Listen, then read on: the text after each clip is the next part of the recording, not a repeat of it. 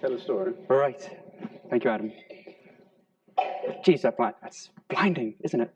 Don't stare directly into it. Hi, everyone. Thank you so much, Adam. Thank you especially to Mayor Hannah Fitzharding for being here. Much appreciated. Before I jump into the story of how Adam and I met, this book is dedicated to Kathy Hall, who we know left us last year. I went to see her on a rainy day, one of her last days. I think it was her last rainy day. And people said all kinds of things that enkel is. And it was Kathy who said enkel is Fremantle. And honestly, I was waiting for somebody to say it. I'm so glad it's Kathy that said it. So I'm so glad that you could be here, Hannah, as a representative of Fremantle. It's important. So thank you. Gee, this book has been extremely fun. So the whole idea for Family Tales is, how do you get people to learn about their grandparents when they don't read books anymore? And they definitely don't read biographies or memoirs about their loved ones anymore. The answer is, you do it just page by page. You don't read cover to cover. You just create something where you could pick it up. You could read while the kettle was boiling about grandmom's first kiss, and then put it down. And you can pick it up while you're going to the dunny, if you're trying not to be on your phone. And you can read about granddad's first job or first fight, and so on. And then you can put it down again. That was the idea that kind of started it. The idea was to encapsulate stories and make them accessible to everybody, to as many people as possible. Okay? The other idea was, if you ask somebody about their life, they get shy, they're put on the spot, right? It's actually a rather rude thing to do, to sit in front of somebody and be like, tell me about when you were 17. But if you ask somebody to talk about somebody that they love, they'll go on and on. Your mum can talk about what kind of daughter you are better than you can. Your neighbor can talk about what kind of neighbor you are better than you can. So instead of just talking to somebody about themselves, I would talk to everybody around them, and I'll get the multi-dimensional stories all about them. So a Family Tales book is not about a star, it's about a constellation. So keep that in mind. I had been told about enkel. Maggie, you had told me about enkel countless times. So many academics had told me that I have to join enkel. And I always heard, and I never did because, reasons, life, I suppose. But I was aware of enkel's existence. And I was aware that it was something which was worth admiring because people that I admired were involved. So when we met, Adam sat down and said, I don't really know what we want from you, right? Enkel is not a family. And I'm like, that's brilliant, because this is really about relationships. I'm not a historian. I'm not a biographer. I'm just somebody who never grew out of asking people stupid questions on and on and on, again and again, and articulating your answers back to them. And I remember you looked at me and you said that that was absolutely perfect. And so we were off. So basically, the budget was limited, the scope was limited. This is a modest book, as you can see. Some of my books are much, much denser, whereas this is an aperitif, okay? So he gave me just a short list of people to interview, and I called them up. I met with them on Zoom. I went to their offices. I had them for dinner. Adam came over. We had salmon. I met with Stephanie at a cafe in City Beach, and my entire approach was basically, I want to know what kind of person joins enkel, because if none of them can tell me what it is, the best I can do as a sociologist is say, well, whom does it attract? How do you articulate that as a singular thing? With metaphor. That's how you do it. You all said so many different metaphors. You said so many different similes, and they're all in this book. So what this book basically does is it catalogs all of the beautiful things that you said, the beautiful and amazing things. And I got local artists to illustrate those things so that hopefully an 8-year-old can pick this up and read one story and then share that with a 12-year-old who's read a completely different story, and between their conversation, they have an idea of, here in Fremantle, there are people that still appreciate ideas and getting pumped up on big brain light bulb moments. That's what enkel is.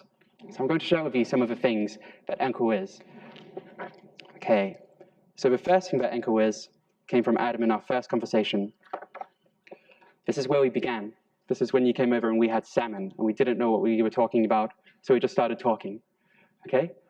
So Adam described enkel as an attempt to pay it forward, because when Adam was a young man, I don't know how many of you know this, he loved skiing. He was a ski bum. He wanted to live in the Alps and ski every day. Okay? He didn't want to stay in Sweden and just become his parents and then die.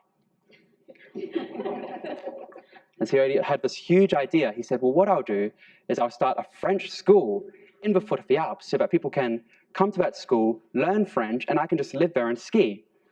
But Adam didn't speak French. Nor did his business partner, but his business partner's girlfriend did. So she wrote a whole bunch of letters in French, and they sent it off to all the different universities in France saying, hey, we've got an idea, will you fund it? And of course, nobody took it up until, amazingly, somebody did. And his name is George Zask. So this story is about George Zask. He was a short man who looked like a fat old George Clooney. That actually happened. Because there was a well-to-do man who respected youthful exuberance and excitement and said yes. That is why we're here. That is why Enkel is here, because somebody said yes. So Adam saw Enkel as an opportunity to pay it forward. So when somebody says, what does Enkel do? The answer could be, it's the attempt to pay it forward by giving people the opportunity to explore ideas. Here is an institution, you can use it if you'd like. Awesome. Incredible. It's incredible. So here is a young man named Aidan Date. Okay, I went to visit him in his office and we had a conversation, and I was incredibly intimidated by his hair because it was, you know when you see somebody and it's like, that's a $1,000 haircut. So he started talking to me, and he's no longer in Enkel, but it was important to speak to an ex-member. And I said, well, what attracted you to Enkel? And he said, well, for me, Enkel was a landing pad.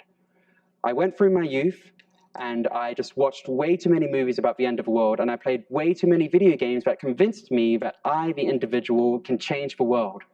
He was struggling with what I call protagonitis, thinking that you're the protagonist and the world is your movie.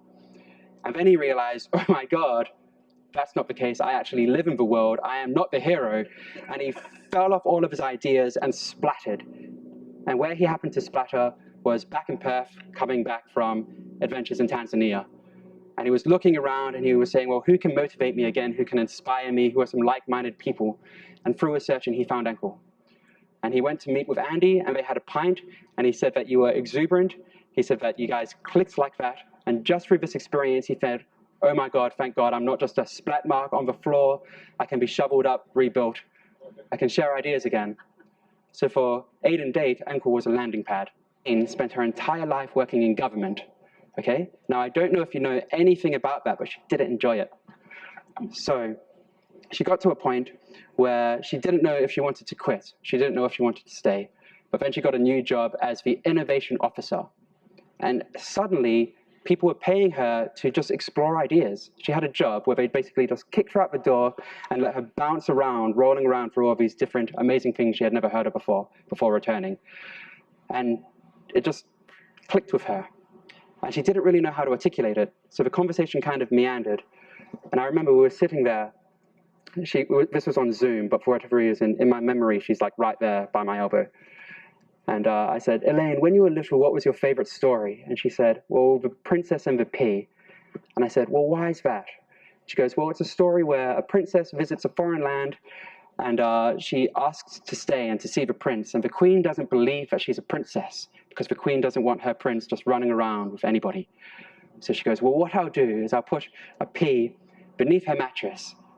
And then if she's bruised by it, then I'll know she's a princess, because only a princess would be so dainty as to be bruised by a seed. So the princess went to bed, and she's tossing and turning all night. She can't get to sleep. And of course she can't, because that's who she is. She's a princess.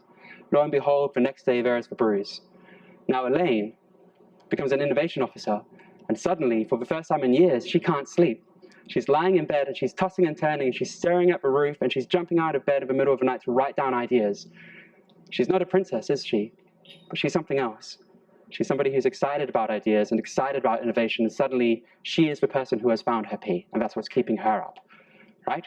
So for her, Enkel is the seed that keeps you staring at the rooftop at night because your thoughts are more exciting than your dreams. These are the stories that go all the way through this book, and they are beautiful, and they are inspiring and encouraging. So when people ask what Enkel is, you can point them to this and say, I don't know, the best I can do is just give you a whole bunch of beautiful stories and see what you feel about them. To quote Picasso, it's a vibe. Now, I'm going to conclude with a note of admiration, because this will also be a contentious book. When we started this project, I was super scared. But then I started discovering these different stories from people that I would interview about enkel, and they were not flattering stories. They were stories of learning, and stories of learning are rarely flattering. And I would say, well, can I put this in? And Adam would say, yes, yes, yes, but do it blunter, do it harsher. Right? Like, there's not enough blood dripping from these pages. So I started to record the story of what is seen by many as the big trying point of enkel. They organized a conference, and like Icarus flying close to the sun, the wax melted, and they fell. And they bounced, and they rolled down a hill into a crevasse and were eaten by an alligator. It wasn't that bad. The fact that I was getting the heebie-jeebies while writing the story the entire time, I was really, really nervous. But each one of you kept sharing because you saw it as a learning opportunity. And you thought that, well, maybe if enkel had this hard lesson, then other similar organizations around the world who might suffer in silence about this or might be heading for these dangers because other people don't share their lessons, maybe they can pick up this book and learn a little bit.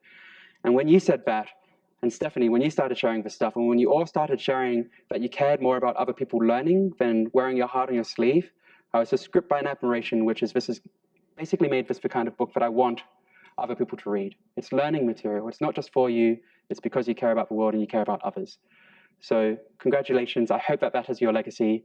If enkel concludes anytime soon, it's a wonderful one to have. Congratulations, and enjoy your family tales.